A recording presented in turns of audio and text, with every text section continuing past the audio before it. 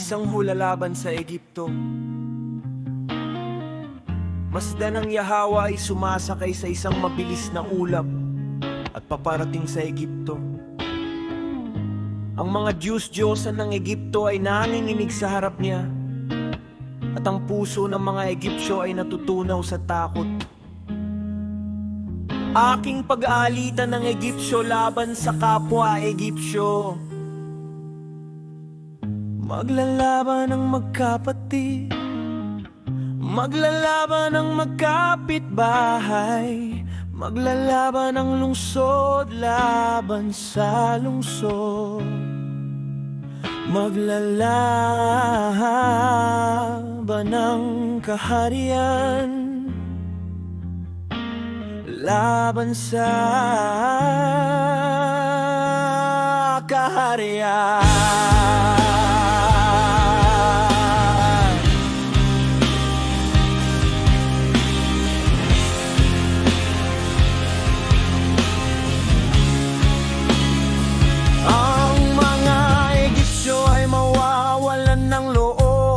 Igagago ko ang kanilang mga plano. Hahango sila sa mga Diyos-Diyosan at sa mga espiritu ng patay, sa mga manghuhula at sa mga nagtatawag ng espiritu. Ipadadaya ko ang mga Ehipsyo sa kapangyarihan ng isang malupit na Panginoon, at isang mabagsik na hari ang maghahari sa kanila. Sabi ng Yahawa, wala hayan ang mga hukbo. Matutuyo ang tubig ng Nilo, at ang ilog ay matutuyo at maging tuyo.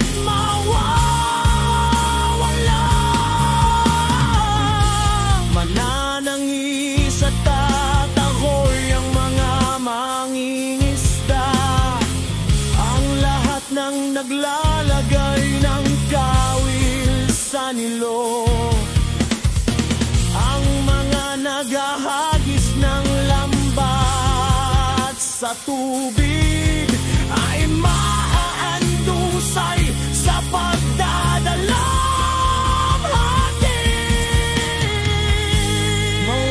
Mawawalan ng pag-asa ang mga manggagawa ng linang na lino.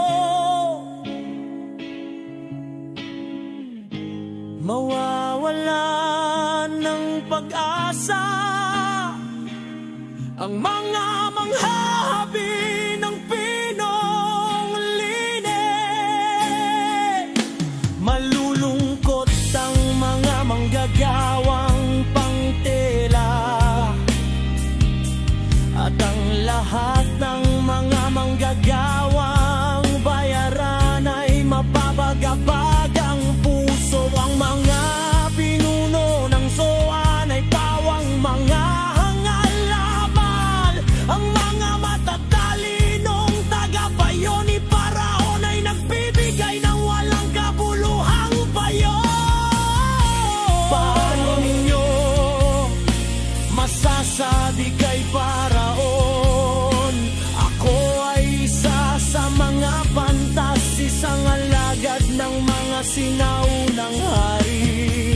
Nasa naon na yun ang inyong mga panggas? Hayaan silang magpakita sa'yo at ipa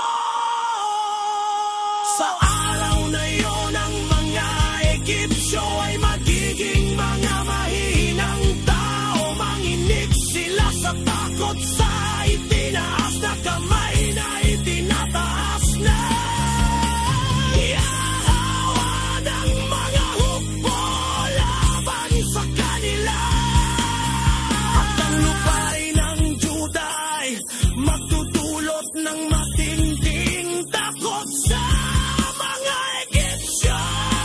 Ang bawat isang mapapagit ng Juda ay matatakot dahil sa ipilano ng yawa ng mga hukbo laban sa kanila.